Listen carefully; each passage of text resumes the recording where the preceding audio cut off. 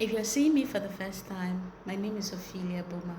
I'm your online clinical psychologist, and I'm here every day to teach you mental health tips on how to navigate your mental health life.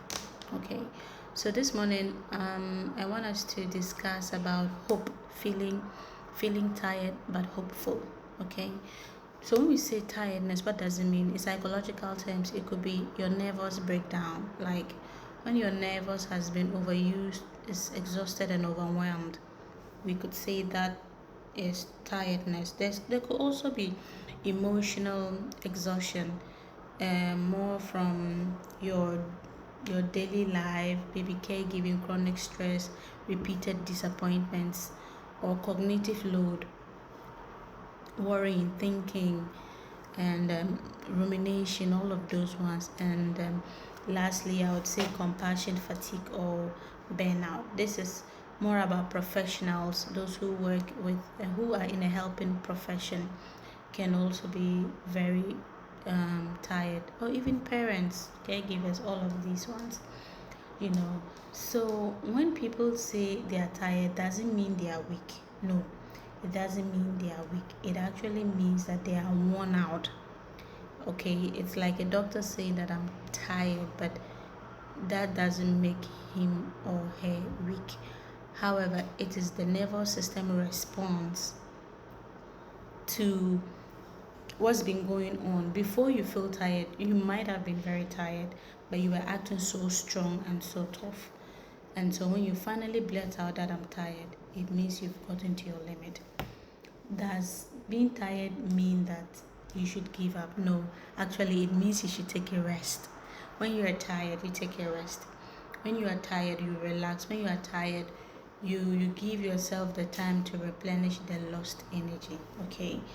And so when we say you are tired but hopeful, what does it mean? In psychology, there are so many theories that actually respond to this. There's what we call the hope theory. With the hope theory is the ability to imagine pathways that helps in your belief. Okay, it also means that finding purpose and meaning despite pain or in the midst of pain, and also being resilient, the ability to manage any form of stress, and the ability to persist even in the midst of distress. Right, so these are the psychological theories that defines hope. I mentioned hope theory, resilience, and meaning making. Now let's connect this to Christian psychology or theology. All right. So in Christian psychology, okay, they will tell you that humans are finite. We are and we are embodied emotionally, and we are embodied with emotional and physical vulnerabilities, or even psychological vulnerabilities. However, anytime we tell ourselves that, oh, I've been hoping for so long, I want certain things to happen for me and they don't happen, do we give up? No. We look for Bible scriptures like,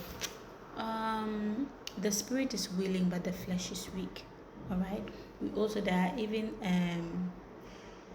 what's the name? This, lay cast your burdens all onto me, I will give you rest. Those kinds of Bible scriptures make us understand that in all realms of life, you find people being tired in all, phases in the globe. You find hope, whatever that gives people hope. You find people thriving for that hope. And so, tiredness will always acknowledge how humans are limited. We are limited in so many ways that even sometimes we may we may want to depend on people, but this could lead to us vulnerability and depending on the wrong ones. And so what we have to understand is that hope will give you a meaning. Okay, I would like to share my own example. I realized when I remember when I finished my second degree, and I was waiting to start. It was during COVID. It took a whole year or two to it, like what we call the waiting period. If you have not been tried and tested in your waiting period, you still have a long way to go. I'm saying this more as a Christian and then in a psychological sense of resilience, meaning making, and hope theory. When it gets to a point where you can't control anything that happens is completely out of your control.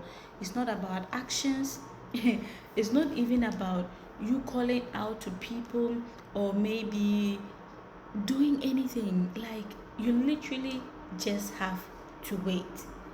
You see, just have to wait. And what this will teach you is that rest when you are not able to control something. Surrender doesn't mean you are giving up. And then you need to trust beyond your own strength. There's a saying that is not by my strength, by my power, but or my mind, but by the power of the Lord Jesus Christ. I'm linking psychology to spirituality, that sometimes when you find yourself feeling tired, you need to trust the process. You need to surrender. You need to trust beyond your own strength, what you see, what you understand, what you want, or are trying to make meaning of. By that, you are like unintentionally or intentionally, directly or indirectly, calming your nervous system. You're telling your nervous system that we are okay, we are fine. Do not be in survival mode or do not be alert. Like, all of this creates homeostasis, meaning the balance of your nervous system. Okay, so in all of this, we just need to understand that, like I said already, in all phases of life, in the globe of this world, people find hope, right? Even in things that we don't even expect.